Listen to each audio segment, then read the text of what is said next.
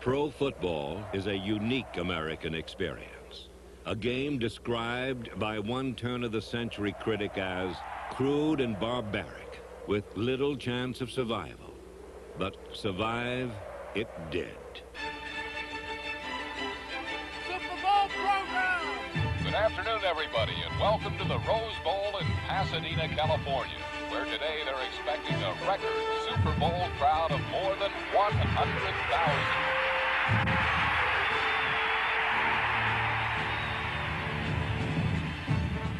Thousands of men have shared in its growth, and many have played leading roles.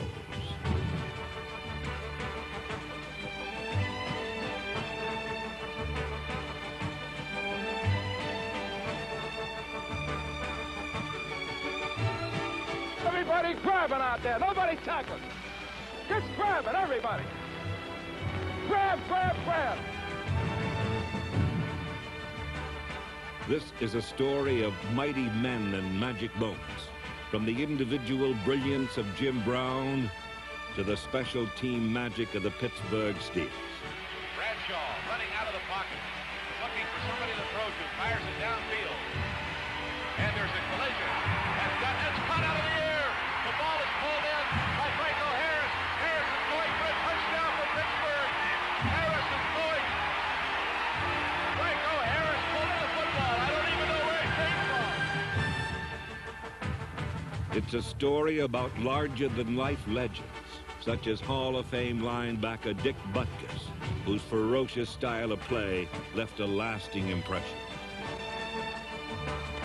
He was the meanest son of a bitch I've ever seen in my life play professional football. He didn't like anybody with a different colored jersey. I mean, he really disliked you. It's a story that spans the life of the game's founding father, George Halas, a man who coached the Galloping Ghost in the Roaring '20s and the Kansas Comet 4 decades later, who cherishes every moment in between. Just being a part of the growth of the National Football League. That, to me, is the greatest thrill or event in my life.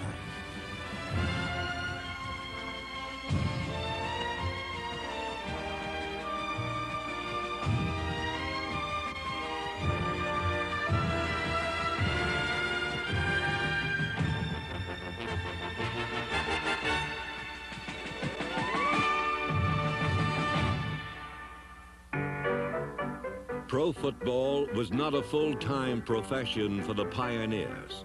They worked in the mines and mills of Pennsylvania and Ohio by day, practiced at night, and played games on their day off. The pioneers of the pro game played for fun and for the pride of their village. Their curious appearance belied a style of play that was as innovative and entertaining then as it is today. From this modest beginning, the game moved in fits and starts for some 50 years. That pro football persisted and grew is largely due to the men in the funny outfits, men who would scarcely recognize the look of their game as it's played today.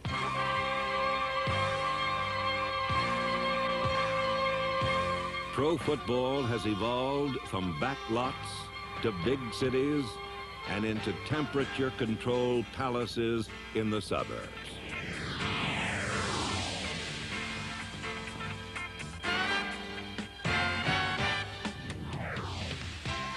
The players of the 1980s may be bigger and quicker, stronger and faster than their forefathers.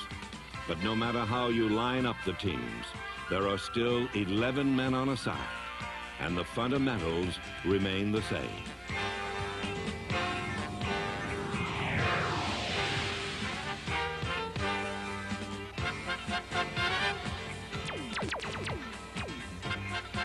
Today, professional football is played in the nation's largest cities.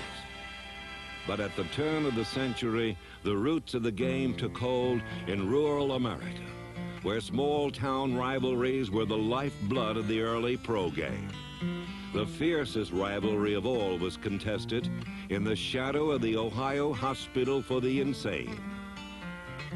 The rivals were the Canton Bulldogs and the Massillon Tigers. It wasn't until 1920 that Ralph Hay, owner of the Canton Bulldogs, arranged a meeting to interest investors in forming a league. Yes, this meeting in Canton on September 17th was held in the Hupmobile showroom in his automobile agency. And of course, there weren't enough chairs for everybody, so we sat around on the running boards of the Hupmobile cars. And in order to join this group, you had to put up $100 for a franchise. I think it's worth a little more than that now. But there was never a doubt as to what type of game we had. Despite its new name, the National Football League operated on a casual basis, and teams popped up and died from year to year. What the sport needed was a drawing card. In 1925, it got just that. George Haller signed Red Grange, the Galloping Ghost, and the Chicago Bears toured the country and capitalized on his name. But the prosperity Grange brought the Bears was short-lived. Professional football still lacked structure. One man alone could not make the game. Enter George Preston Marshall, the owner of the Washington Redskins, the master showman who introduced halftime shows, a team song, and a marching band. Most important, Marshall suggested that the league be divided into two divisions, with the division champions meeting for a world title. While George Preston Marshall provided structure for the NFL, a rotund man from Philadelphia provided leadership and stability. That man was Bert Bell. Well, you know, there always seems to be men for the times. Bert Bell, as commissioner in the late 40s and the early 50s, was ideally suited. He had a great rapport at an informal level with the media. He could relate to players. He was a rough-talking, man's man type of a guy that during those growing years could be a tough disciplinarian, or he could roll with the punches. The fact of the matter is, I don't know who could possibly win this race. I believe that if any team that wins 8 and loses 4 will certainly win the championship of their conference, or at least they will tie it. Bell equalized the league's talent through the player draft. Still, there were empty seats. Bell then proposed to bring his game to the people through television. In the 1950s, professional wrestling was television's #1 live-action show.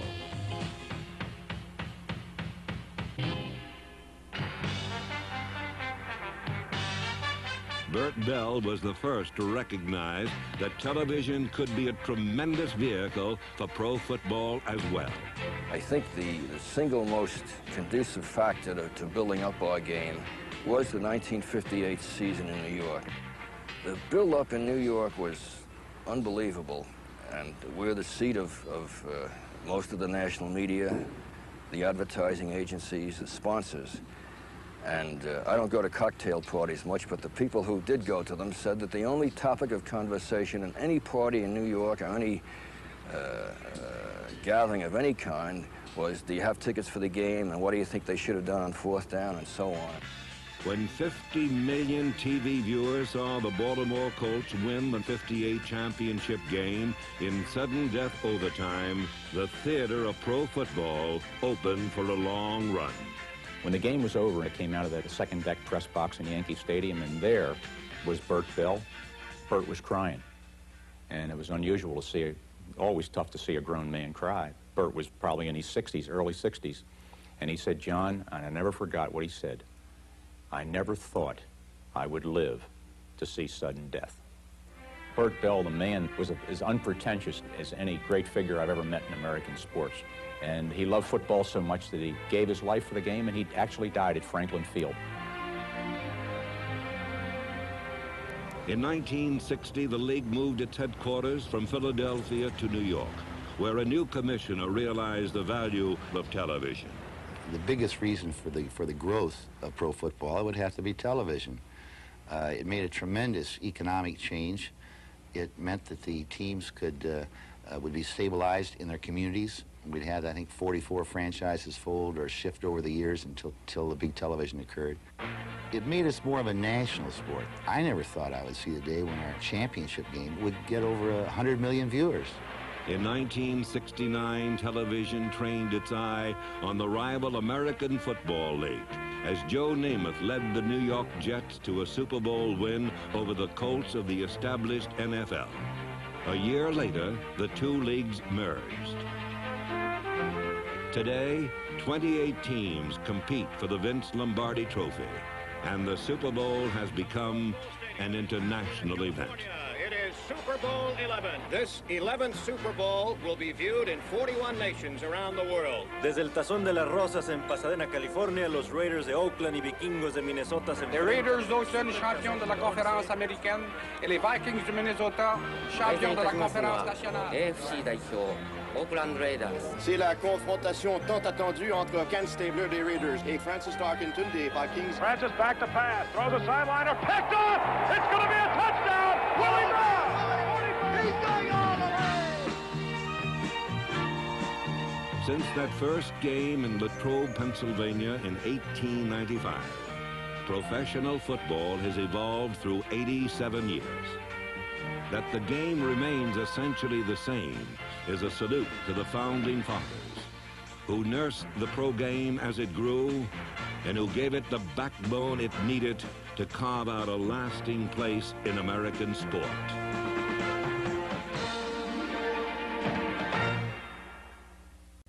Enshrined here in Pro Football's Hall of Fame in Canton, Ohio, are the legends of the game, larger-than-life figures who helped the sport capture the public's imagination.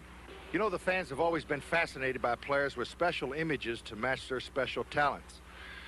The Golden Boys, the Glamour Boys, the Broadway Joes, the folk heroes who sometimes made headlines off the field as well as on, and sometimes not to our own liking. But it even goes back to the 1920s, the days of the Roaring Twenties, if you will, because it was then that one man out of Illinois, he wore the number 77, his nickname, the Galloping Ghost. He was Red Grange. For it was in 1925 when Red signed with the Chicago Bears that he threw the NFL into the national spotlight. The movies may have had Douglas Fairbanks, but pro football had Red Grange. Like Dashing Doug, Grange's name meant big box office. But Grange would discover that his was by no means a household name, especially around the #1 household in America. I remember my first trip to Washington, D.C. Senator McKinley called George Halas and myself and invited us to go to the White House. And the senator introduced us as George Halas and Red Grange with the Chicago Bears. And I remember President Calvin Coolidge's remark. He said, "Young men, I'm glad to know you." He said, "I always like animal acts." I've said many times that probably I would have been thought more of had I joined the Capone mob in Chicago instead of professional football. By 1950, the NFL's marquee value had increased, and in Los Angeles, the Rams featured a star-studded cast headed by Elroy Hirsch and Bob Waterfield, who nearly relinquished the spotlight to his actress wife, Jane Russell. He wouldn't sign with anybody, you know. He didn't want to know no pro football for him. So I said, "Bab, you can go on through the rest of your life and be known as Jane Russell's husband." I said, "She's made a great name for herself. You can do the same thing in football, and you can be so good in football that Jane Russell will be known as Bob Waterfield's wife." Number 7, Waterfield, set the tempo for a swinging, swaying offense. His favorite target was Hirsch, number 40, who in 1951 averaged almost 50 yards on each of his 17 touchdown catches. This receiver with the juking, jitterbugging style was known as Crazy Legs. Waterfield crosses an empty aerial to Crazy Legs Hirsch. Elroy's change of pace completely baffles Ray Palfrey, and over he robs to complete a 72-yard touchdown. Hirsch's vast popularity led to a movie career, but during the 50s, there was another folk hero who the public scarcely knew. His name was Hardy Brown. Like Paul Bunyan, Brown was a legend among his peers. Hardy Brown was a legend, I would say, because of a technique he used.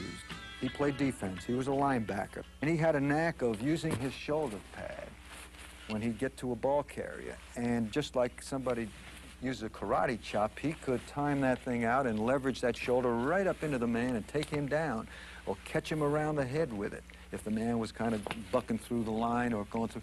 And he'd come up there and he'd level him with that shoulder. Hardy was the type of player that really didn't go in with his arms and try to tackle you. He just went in there to hit you with the shoulder. The incident I remember most about Hardy Brown was the time in our game that one of their defensive backs intercepted a pass, and he came back and hit Bill Swiacki on a comeback block, and he hit him so hard I thought that he had killed him.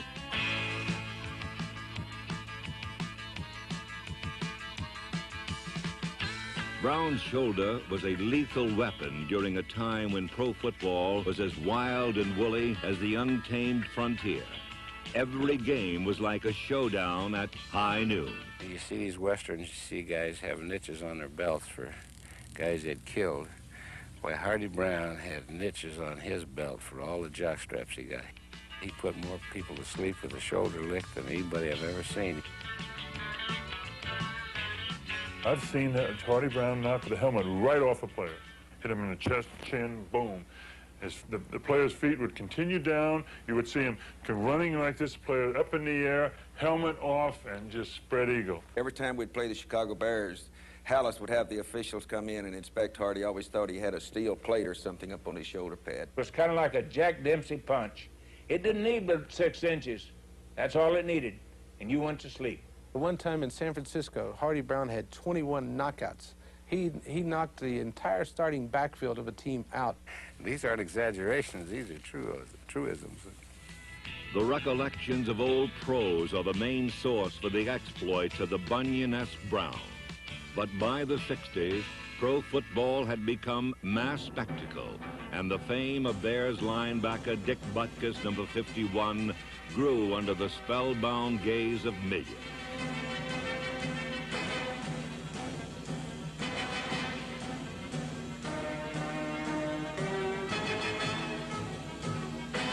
For 9 seasons, Butkus played with a bloody rage worthy of a Hollywood horror show. I don't go to the movies too often, but one particular movie that stands out in mind was with Betty Davis. I think it was Hush, Hush, Sweet Charlotte. I got a kind of a charge when that head come rolling down the stairs. I kind of like to sit there and watch it and see things happen and maybe project those things happening on a football field and not to me.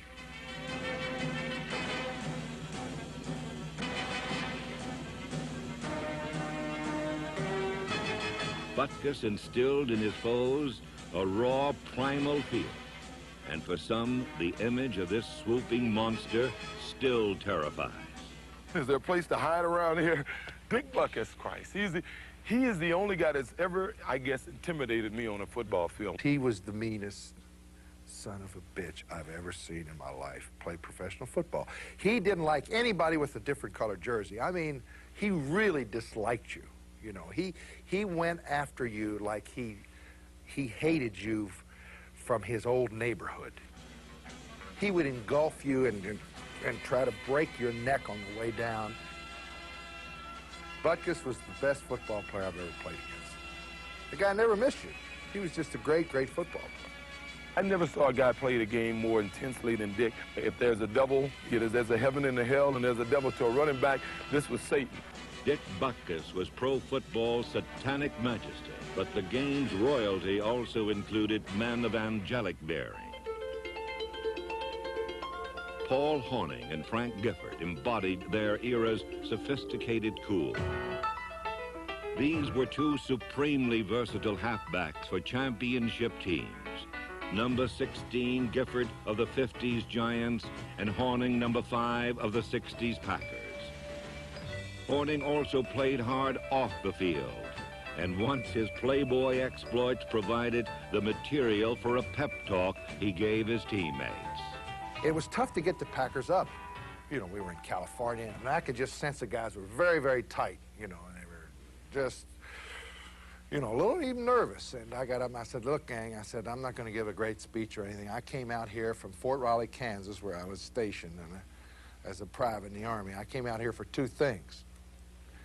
I said, I took care of the first thing last night, and now let's go out and beat the 49ers. There was a great roar, and everybody kind of just laughed and, you know, had a kind of a joke, and they relaxed it.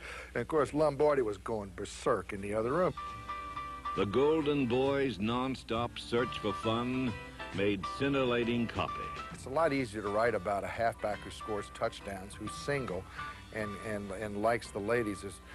There's not much to write about an offensive tackle who's married and has 3 kids, and if he does fool around on the road, he don't want anybody to know about it.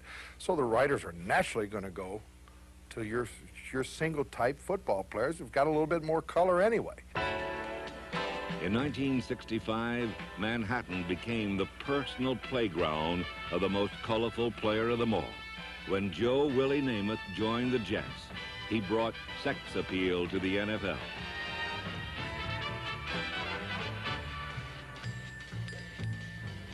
They tabbed him Broadway Joe for his forays into the neon night world of New York City. Sometimes they talk about drinking and conniving around with ladies and stuff. You know, it seems almost un-American to me for a bachelor not to, you know, go around having a drink with a lady now and then. And why all of a sudden that's become an evil in me, I don't know, but some people don't like it. Well, you can't please everybody. I'm just trying to get along, you know, just trying to get by. Look at that shot. Namath's white shoes and shaggy hair established him as a trendsetter. So did his prodigious arm.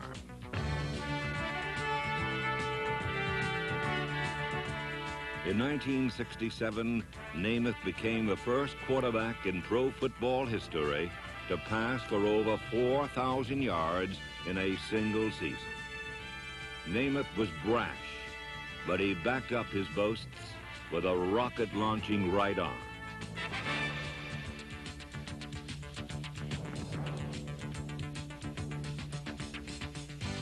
I don't know where anybody else's head is. I don't know what kind of game they call. I feel I can throw as well or better than anybody. And I think mentally, throwing the football, well, I feel confident I can play better than anybody that's ever played the position. For 12 seasons, Namath's arm was the current that ignited the Jets, and his competitive nature was a rallying point for his teammates.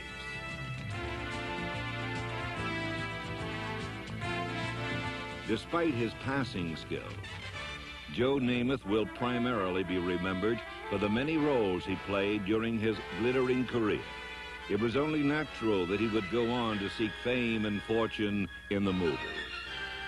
But no Tinseltown epic could ever equal the real-life saga of Roger Staubach. It began in a blaze of glory at the Naval Academy. After graduation, Ensign Staubach served his country. Then, 6 years later, he touched down in Dallas. During his tour of duty with the Cowboys, he artfully eluded danger with a proficiency that earned him the tag, Roger the Dodger.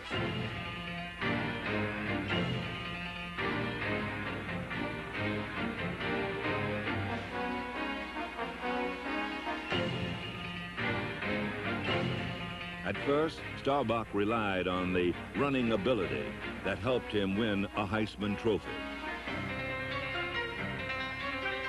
But this was a man of discipline, and he molded himself into a peerless pocket passer in Tom Landry's imaginative offense. In an era of godfathers and easy riders, Staubach was a refreshing throwback to old-fashioned, all-American values. Roger's become the prototype, I guess, for the type of person that you'd want to have representing you in the National Football League. And I think he's a type of person that you want your youngsters looking up to, because he loves his family. He's a great moral person. He's something special to all of us. Here's Gio. It's on two. It's on two. Ready? Break. Staubach would become the top-rated quarterback in NFL history, and the Cowboys became the league's most glamorous, thrilling team. During his career, he directed Dallas to 10 consecutive winning seasons and 2 world championships. Ensign Staubach attained the rank of Captain Comeback as he generated 23 come-from-behind victories, 14 of them in the final 2 minutes or in overtime. His resiliency was part of the right stuff that molds a hero. You know, the guy that they call a winner isn't someone that's going to win all the time. But man, when he's down, he's going to bounce back up with everything he has when he gets the chance, and he's going to be down a lot. Staubach's irrepressible spirit forged a 1975 playoff victory against Minnesota. Well, the Cowboys need a miracle, as we said. 2nd and 10. Cowboys from the 50. Again, Staubach has him in the shotgun formation. Roger takes the snap, pumps it once. He's going long. Down the near sideline for Drew Pearson. Pearson makes the catch at the 5. Touchdown! What you believe in? They had great faith in him. They never thought they were out of it as long as Roger was throwing the ball. He was something special. Special heroes like Roger Staubach. Their personal magnetism helped pro football attract cheering millions.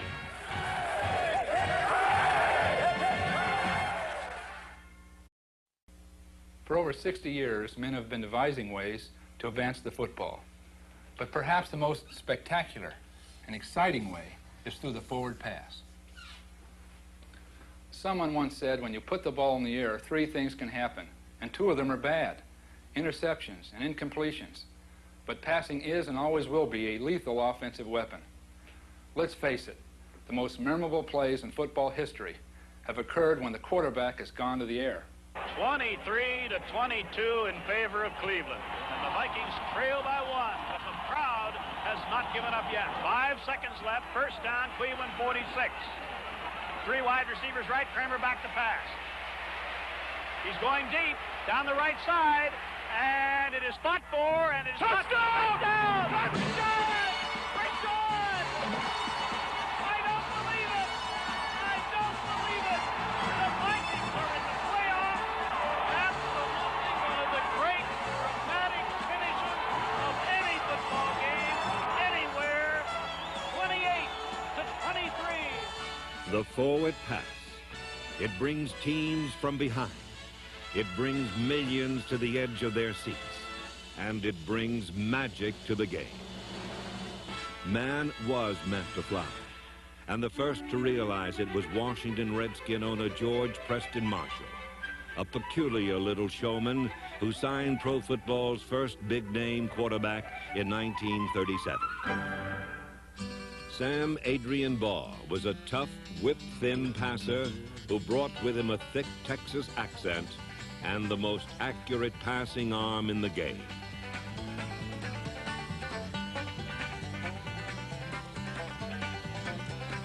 Baugh polished his passing skills by throwing through peach baskets.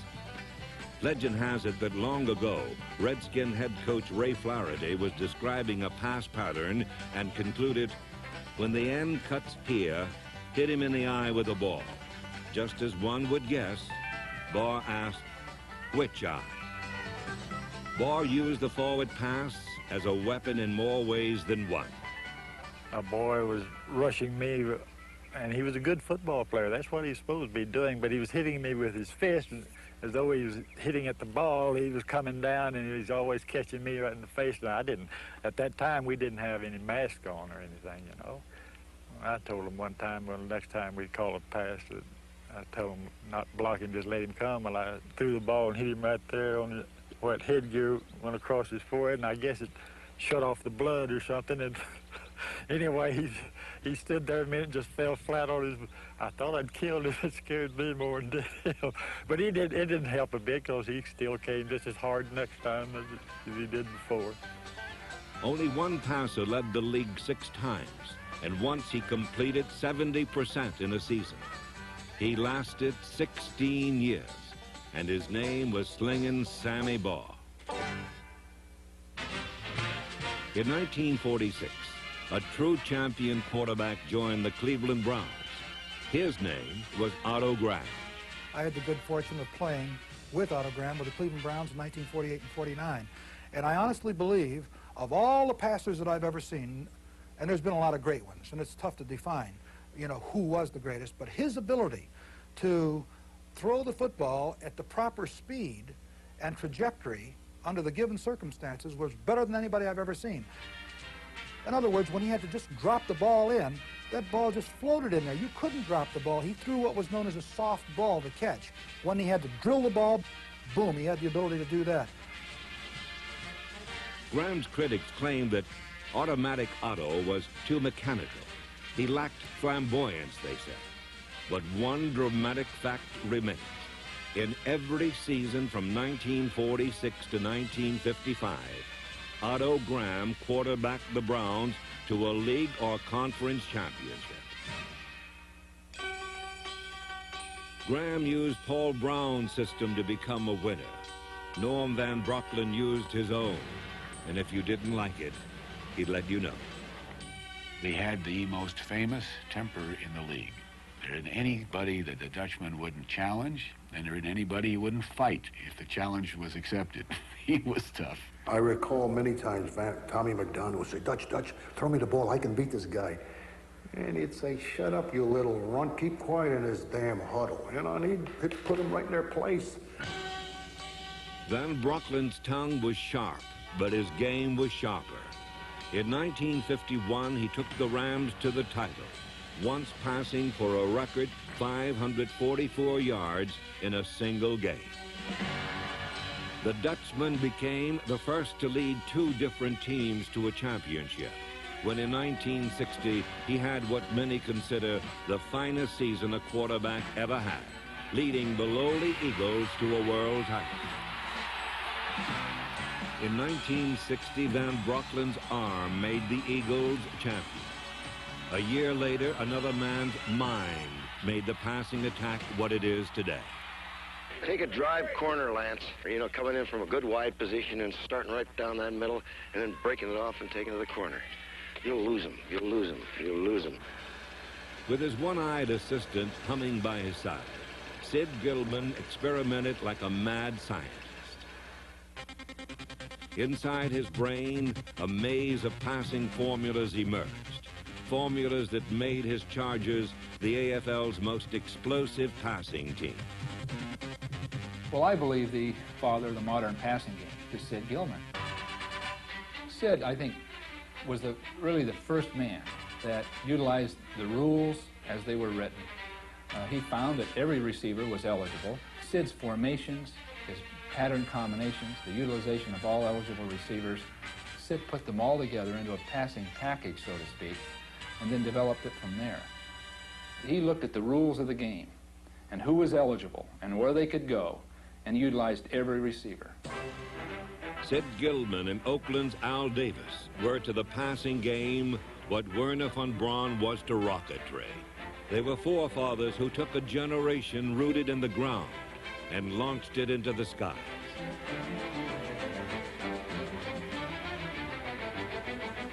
Men like Dawson, Hadel, LaMonica, and Namath transformed the blackboard arrows into scoreboard points. But over in the NFL came a phenomenon that lit up the scoreboard and sent opposing coaches back to the blackboard more than any quarterback ever.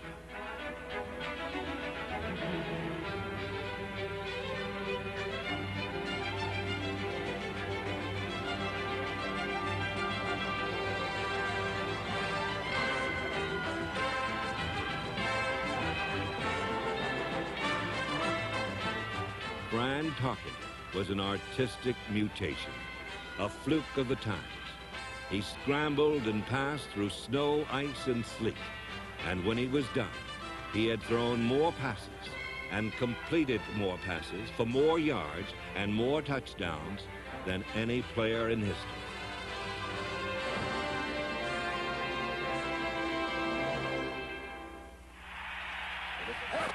But in the history of the game, no one utilized the forward pass as expertly and daringly as the man in the high blacks from low-rent Pittsburgh. His name was John Unitas. Every time you thought they were going to run, he passed. Every time you thought they were going to pass, they ran. I remember calling 9 different defenses against him when I was playing with the Washington Redskins. He beat all 9 of them. So I got in the huddle and I said, does anybody have any recommendations? Not a guy opened her mouth.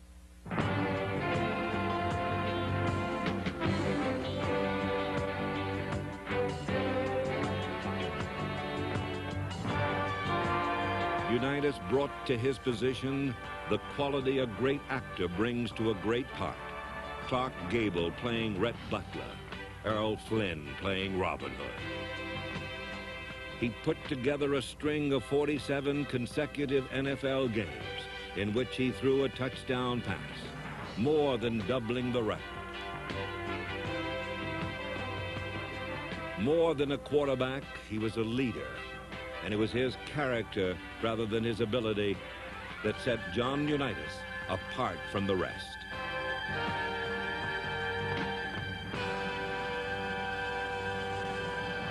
I have to believe that he was beyond intimidation. I remember vividly a game in 1960 with the Chicago Bears with just seconds left on the clock, and the Bears put on one of those violent blitzes that they were noted for.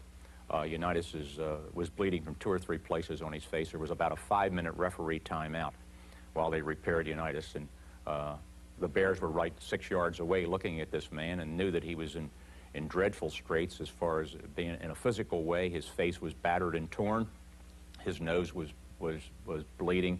He had one eye, above the eye was torn and cut, and they patched him up as best they could. There was like 48 seconds left on the clock, and John had one more shot in the gun and raised it and hit Lenny Moore for 6.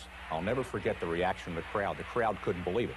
There were at least 3,000 spectators waiting outside Wrigley Field, and I've never, ever seen it after any athletic event, and I've been a sports writer for over 30 years, where the crowd waited to just see what manner of man is this. And as Unitas went through the crowd, they were just there to revere him and to look at him.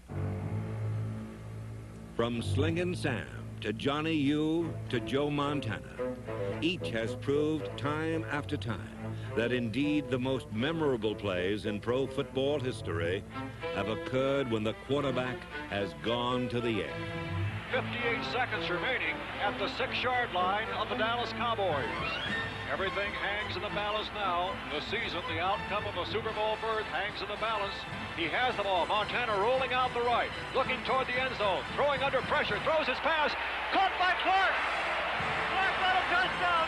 Dwight Clark has it. It's a touchdown for the 49ers.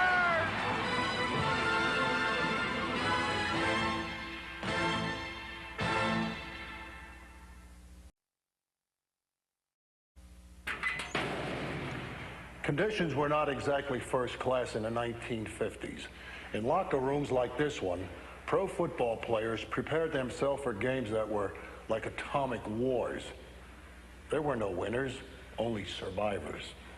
Hi, I'm Chuck Bednarik, and I played for the Philadelphia Eagles in the 1950s, years that were called the golden age of pro football. Pros like myself played football, not for money or glory, but for the simplest reason: the love of the game. The fabulous 50s, the Eisenhower years. A period when people took life and each other a little less seriously. A decade where the vision of America was tinted with optimism. Nowhere was this image clearer than in pro football. It was heroic, romantic, and nostalgic. The purest form of sport. Pro football became the new national obsession, and burst into full flower in the 50s. For nostalgia buffs, the 50s meant fire wagon football, a merry-go-round of big plays, a circus of carefree and colorful performers. It was filled with magic moments and magical players. One half of pro football's all-time team played in this decade. Pro football in the 50s was not stylized or synchronized, but a wild game. A highlight film with all the penalties and mistakes left in. At the top, pro football bubbled like soda pop, effervescent and sweet. But beneath the surface, the game had a harsh, bitter taste. It was a rough, violent, often brutal sport. And you get into that sort of a cannibalistic feeling. All you want to do is go out there and, like I say, you just want to kill somebody. When I get him, I'm going to kill him. Not mean you're going to put him in the ground after, but you just want to kill a guy, boy. You actually froth from the mouth, and you're going to really put it to him. In the 50s, the meek did not inherit this turf. There were bitter rivalries between teams and fierce grudges between players. One that festered for years concerned the Rams' Deacon Dan Towler and the Colts' Art Donovan. I said, let's get Deacon Dan. That was our time. He said, fine. So here comes the Rams out of huddle. Van Brocken was the quarterback. He fake hand off to Deacon Dan. He comes into the line. They pitch the ball out to a halfback, and Finn and I got Deacon Dan down on the ground. We're really going at him. So the official grabs us. He said, if you guys do that again, it's going to cost you $100. I'm going to throw you out of the game. We didn't know that Deacon Dan, he ran off the field. And they put the other fullback in named Tank Younger. And they both look alike. They were 6'3", 240 pounds. They're both black, so unless you knew the number, you didn't know how they were. Same play again, we got him down on the ground. Now, I got his nose, and I'm trying to pull his nose off his face, and Finn is banging on the back of the neck. So all of a sudden, from underneath the pile comes, hey, he says, leave me go. He says, this ain't the Deke, it's the Tank. We had the wrong guy.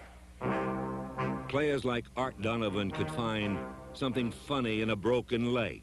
They were undeniably violent, certifiably tough.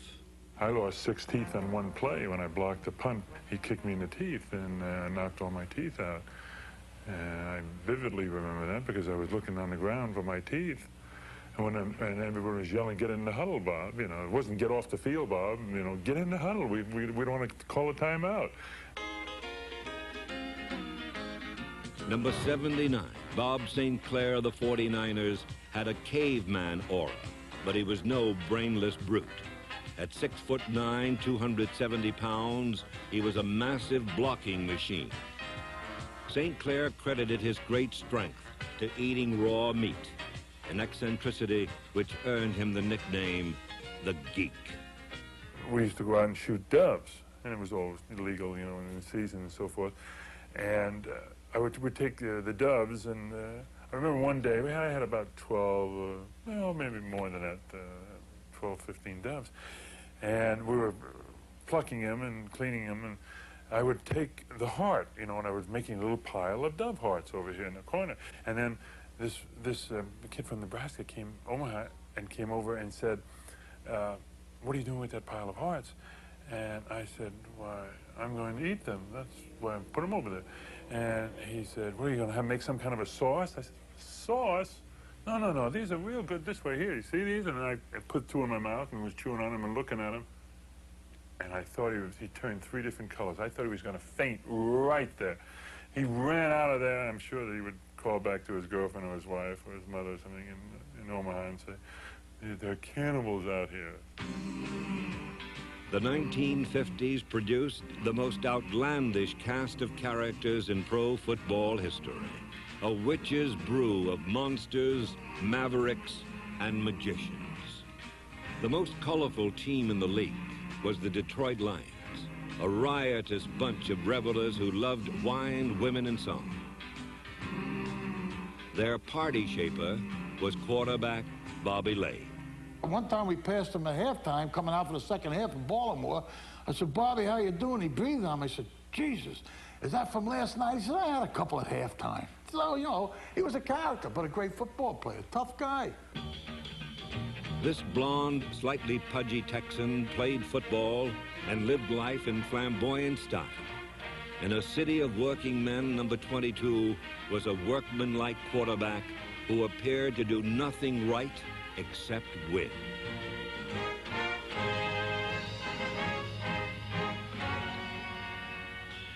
I did do some things that I do regret now.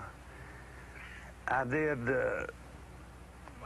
I always said, I went in the front door. I didn't sneak in the back door. It hurt my family some. That's the only thing. The publicity. Everybody knew me in Detroit, and I couldn't go anywhere without some conversation. A teammate once said, when Bobby said block, you blocked. When he said drink, you drank. Lane and the Lions typified a sense of adventure, something that transcends statistics, a flair that endures in the memory.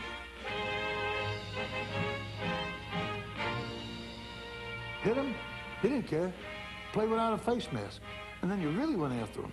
3 of us hit him at one time, and they all holler, watch out, Bobby, here they come. And when he got him back in the offensive huddle, he kicked 2 of them. He kicked Creekman right in the legs. He was so mad at Creekman for missing Marquette, he kicked him right in the shins. Creekman stood there and took it. Bobby was hot-headed and explosive. He played full tilt every moment and expected his teammates to do the same. Under his whip, the Lions won 4 Western Conference titles, 2 NFL championships, and became more important to Detroit than General Motors. While the Lions were consistently of championship caliber, other teams also shaped the history of the 50s. The Los Angeles Rams dominated the early years with a glamorous team that possessed more skilled players than any team of the decade. The Rams rang up points like a pinball machine, and the results of their games read like old-time basketball scores. In 1956, George Halas's Chicago Bears were primed to win a title with their bruising style of play. But 1956 belonged to number 42 quarterback Charlie Connolly, who passed the New York Giants to an NFL championship. All across the 50s stretched the shadow of the most dominant team, the Cleveland Browns. In 10 years, the dynasty created by Paul Brown captured 7 Eastern Conference crowns and 3 NFL championships.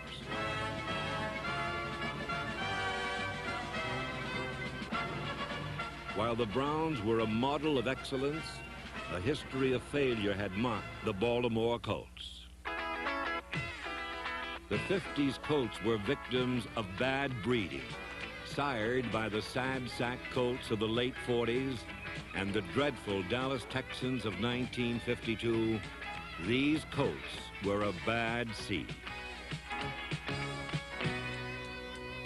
They were a collection of oddballs, a team with little character, but many characters. Don Colo, Sister Overna, Y.A. Till, and myself, we were roommates.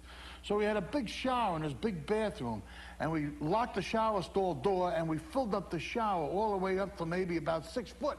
And we went over the top from the glass, and the 4 of us are in there.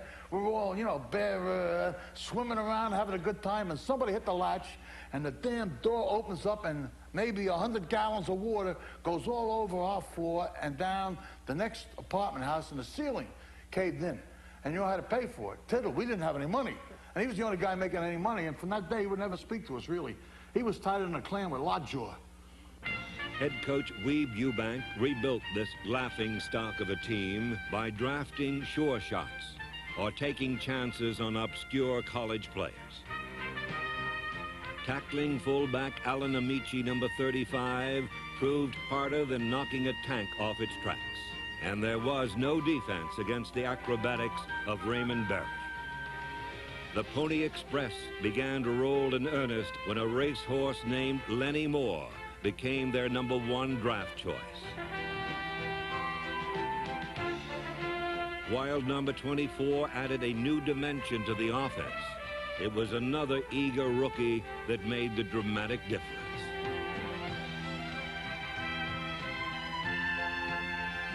Johnny Unitas transformed himself from a $6 a day sandlot player into an NFL quarterback and transformed the Colts from chumps into champions. We had a football team that, you know, laughed together, played together, lived together, liked each other. It was a rare combination of personalities and talents, and I think the Colt team in those years was the best place in the world to be. Great ownership, great leadership, and great players. Baltimore won an NFL championship in 1958 and again in 1959 when they defeated the New York Giants. This marvelous team, which included 7 Hall of Fame members, crushed the Giants 31-16 to close out the decade.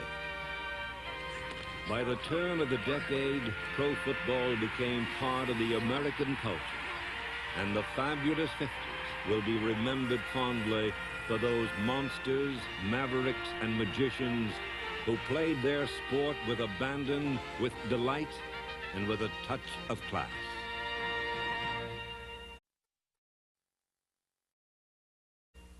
Pro football has come a long way since the days of Red Grange, but in many ways, the game has hardly changed at all.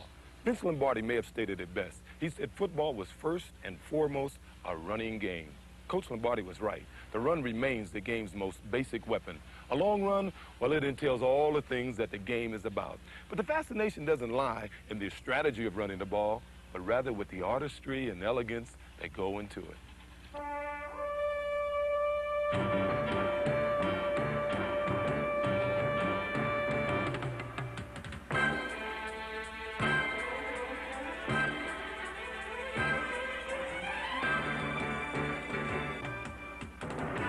Watching a man run with a football can be a beautiful sight.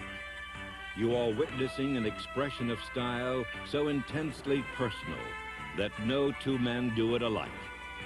Running to daylight is an art form, one that counts as many variations on a theme as there are runners.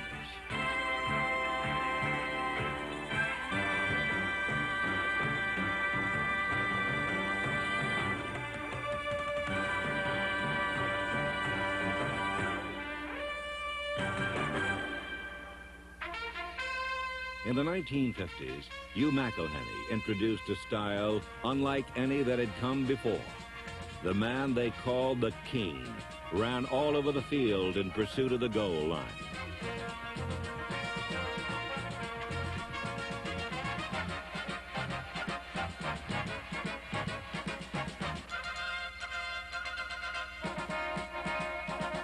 With his open field excursions, McElhenney generated an electricity previously reserved for politicians and movie stars. A decade later, Gale Sayers outdid even the Magnetic King as the most sensational running stylist of any period. Gale Sayers was an insane runner. You know, when he was running the ball, you wouldn't even look at the guy who was immediately in front of him because you knew that guy was history. You'd be looking at the guys who were coming up on angles on him because he was always running so far ahead of the immediate guys around him. It was incredible. Although Sayers and McElhenney expanded the dimensions of the runner, they were merely branches in the evolutionary tree. The roots were planted in the 1940s with Marion Motley and Steve Van Buren. Van Buren, number 15, was the bridge from the early days to the modern. He showed beyond any doubt that a runner could be the main weapon in a pro offense.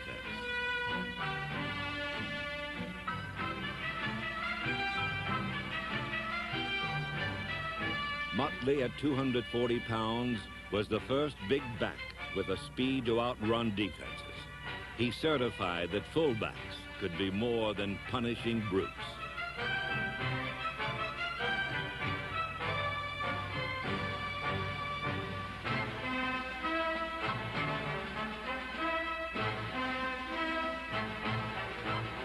Dominant fullbacks characterized two of the NFL's greatest teams. In the 1960s, Jim Taylor powered Green Bay to 4 championships.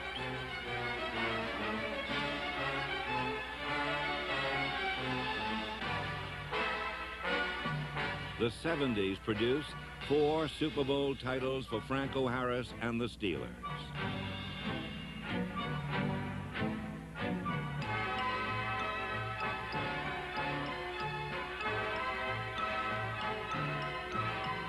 Consistency and durability distinguish Harris's 11-year career, but for quality over an extended period, no back can touch Joe Perry.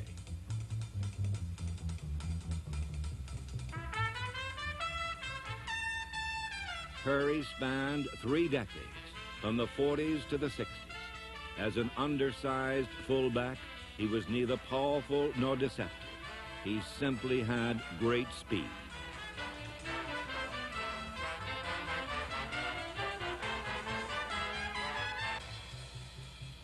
Another speedster helped make the 50s a decade of change. Number 33, Ollie Matson, an Olympic gold medalist, added versatility to the role of a running back.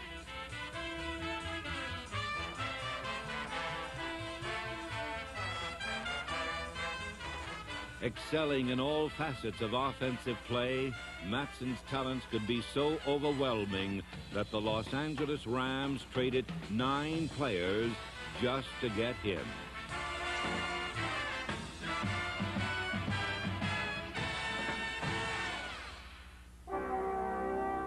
Matson's all-around skills and McElhenney's elusiveness marked the 50s.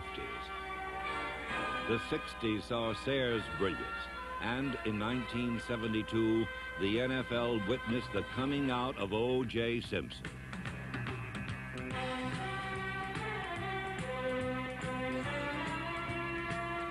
The great running back will run 2 or 3 players beyond the immediate player, especially in broken field situations. And as I said, it's, I don't know if you call it ESP or what. I used to say, I've reached that state of clear. I used to turn the red and say, I'm there. I can see everything. Just give me the ball. I want to go.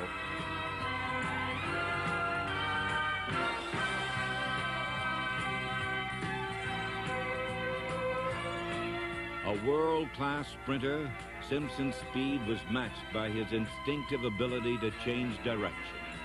The NFL's premier runner in the 70s, the Juice, was the target of all who faced him. And we figured out scientifically, without any prejudice, who's going to win the ball game. The Steelers are going to win because they're hungry. They didn't have no breakfast today. They've been waiting for the Juice.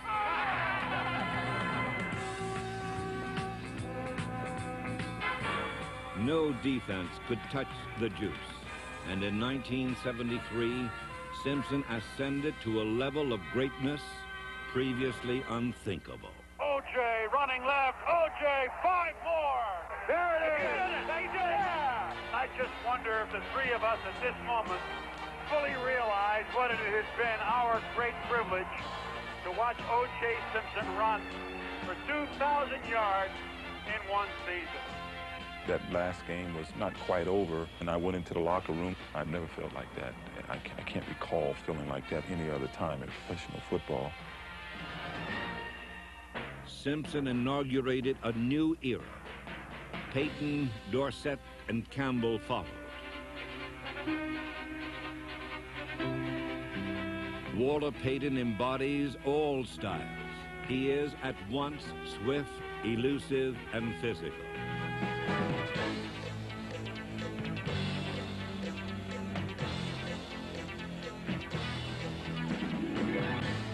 Walter has 2 qualities that you don't really have in one running back normally. He has great speed, but not only is that, he has great strength for his size. Not only do you have to plug the hole up, but you got to plug the hole up twice, you know, because he's going to run through you, he's going to run through your tacklers. So when you combine that kind of strength with good balance and great running ability, then you've got to have a premier running back. I don't think any question that Walter Payton's the best in our business today. That same claim may be made on behalf of Earl Campbell. Campbell, like Payton, runs over people.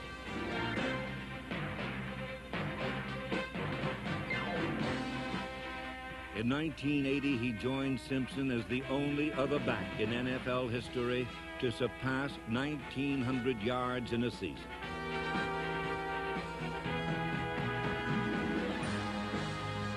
No small back in football can touch Tony Dorsett.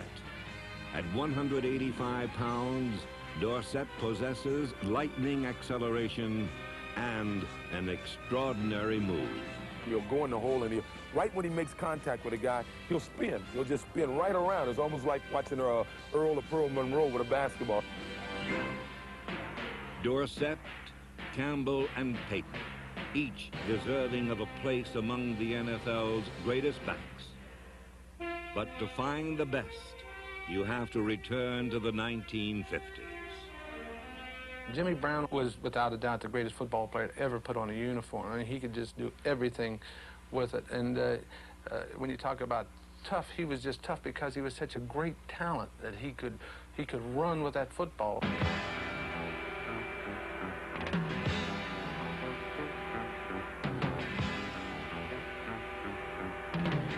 Jim Brown played 9 seasons with the Cleveland Browns, leading the NFL in rushing in 8 of them. He is the only man to average more than 100 yards per game for every game he played.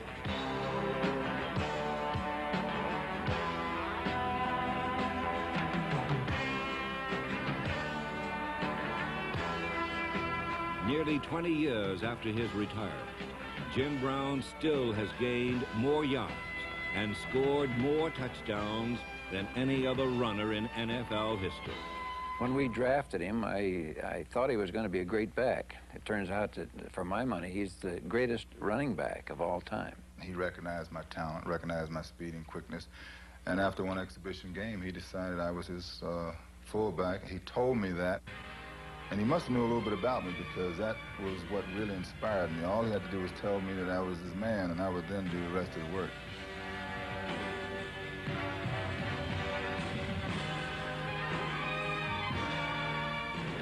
I played 9 seasons. I never missed a game, and I never laid out on the football field. Guys now accept the fact that they can be hurt slightly, run off the field, get themselves together, and come back.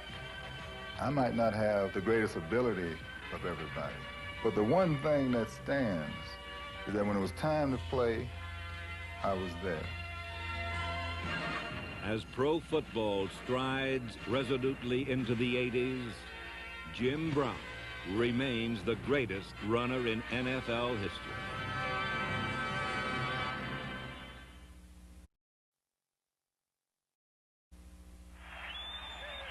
In the history of professional football, there's never been another job quite like head coach.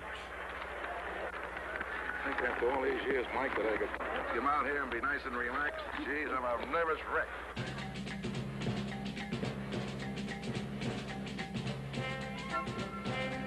Since the game began, he has been the man behind the men, a spectator to his own fate. Ah, mouth at 20, you couldn't cover me.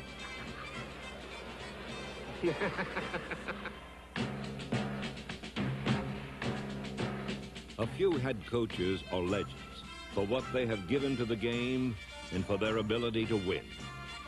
Everybody's grabbing out there. Nobody's tackling. Just grab it, everybody. Grab, grab, grab. Most, however, never become more than the answers to obscure trivia questions. Gonna do every time they get the ball, they're gonna score here. Gee, somebody do something. This fascinating assortment of tyrants, technicians, and teachers all share a common curse and blessing. You're only as good as your last game. If we die together. You can get it done. You can get it done. What's more, you gotta get it done. Most are motivators, but only a few head coaches are innovators.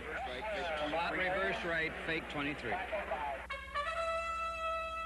Perhaps the greatest was Paul Brown. His use of academic discipline enabled his Cleveland Browns to win the NFL championship in their very first year in the league in 1950.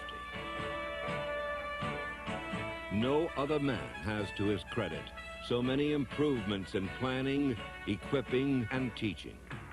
And most of his waking hours were spent devising new stratagems for the game he loved.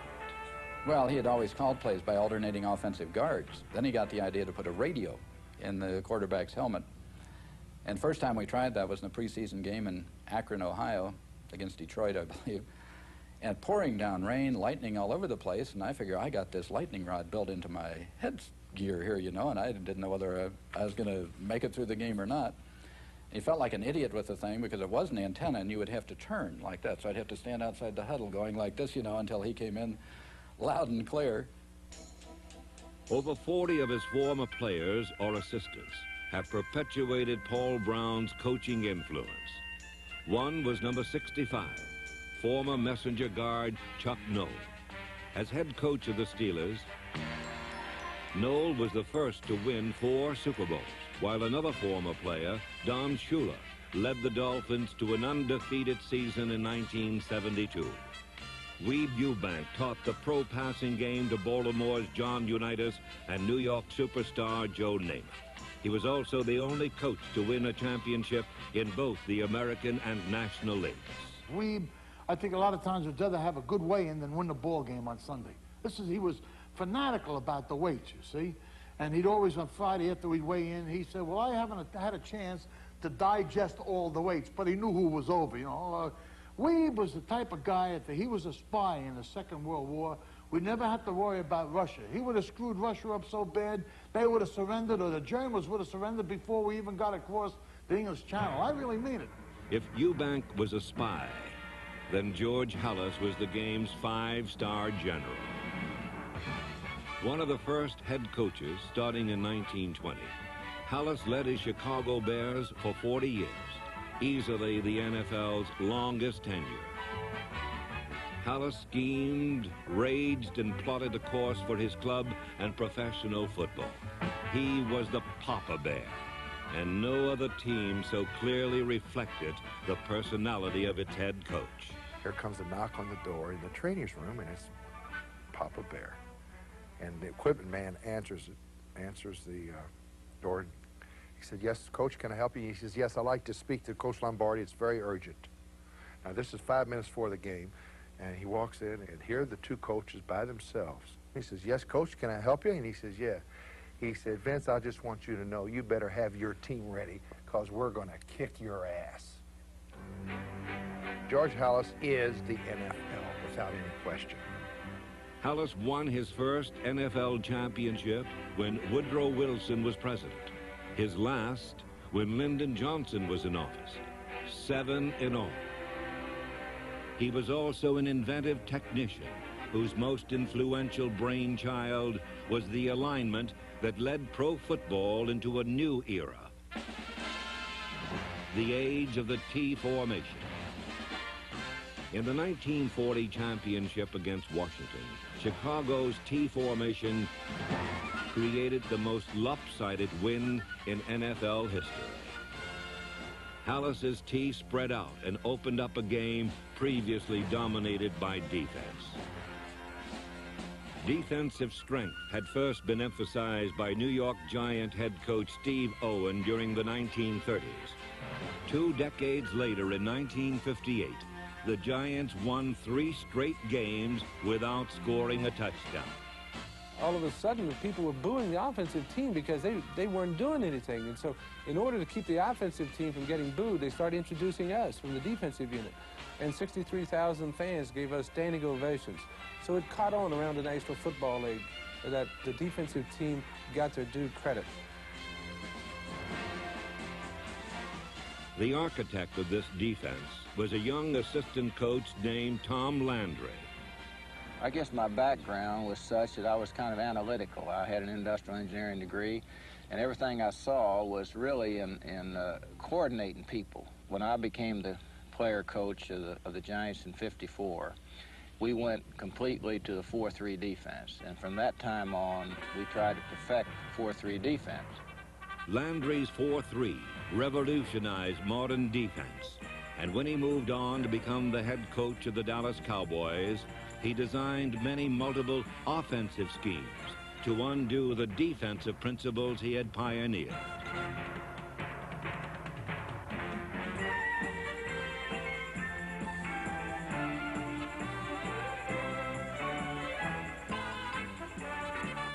Landry's scholarly and unemotional approach to an intense game is but a mask, hiding a determined will to win. For Tom Landry and all the other members of his profession, game day is filled with frustration. All right, out of bounds. Oh, no! Oh, no! The hell's a white line for? Hey, Airman! Hey, you over-officious jerk! My daughter could do better! My daughter could... You're taking... You guys made an error there. That was a lateral from upstairs. We didn't see it either, but it was a lateral, that last pass. Oh, no! That was on the ground! That was on the ground! Oh... They're killing me, Whitey! They're killing me! Douglas! Douglas! You go back in the game till I tell you to. Understand, Harmon? You're in the big leagues now. You understand? Yes, well, let's start growing up. Get out of bounds, Speedy. Out of bounds, you stupid guy! God almighty! What do we do now? God almighty! God, I can't believe it! What are we doing? You all ought to be ashamed of yourself. Shit, you got to get out there and you got to block, you got to tackle, you got to cover, you got to protect. It's a rotten exhibition of football. You ought to be ashamed of yourself. You deserve the booze they give you. The first rule of coaching is to win. The pressures can tear a good man apart. There are so many ways to fail, and a head coach must accept absolute responsibility for them all. In 1959, the Green Bay Packers hired a man who would turn a crew of losers into a romantic team of legend.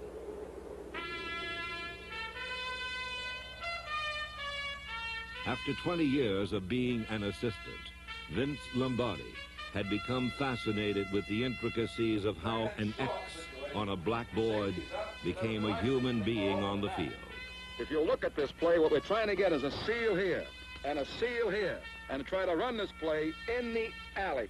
Starks 8, hands to Taylor. Sweep to the left side, he's got the block, he's at the 5, cuts into the end zone for the touchdown. He was a man whose presence changed other men. When the Packers won their very first game under Lombardi, they started a post-game ritual that would last for nearly a decade. We were so elated and so excited to having won this first game for our new coach that we just sort of swooped him up on our shoulder. In a sense, Lombardi never touched the ground again.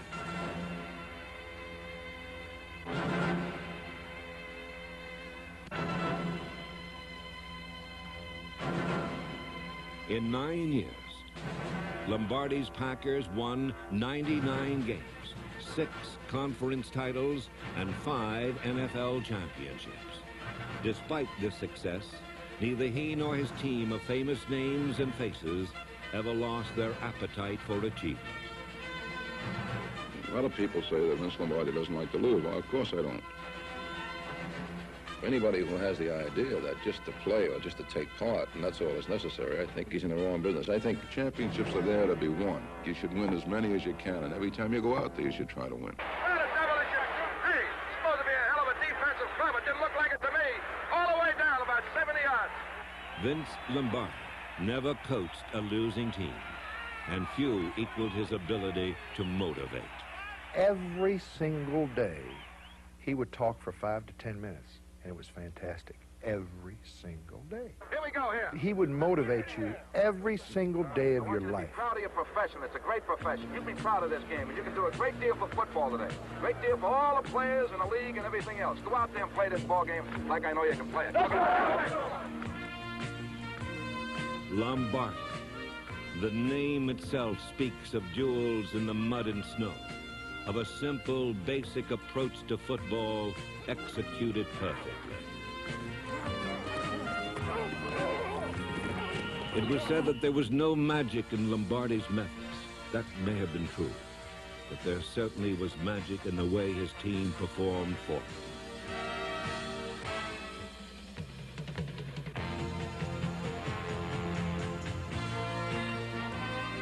Beneath his stormy surface flowed a warm tide of compassion and concern for his players that brought out the best they could give. After winning the first 2 Super Bowls, Vincent T. Lombardi died of cancer in 1970.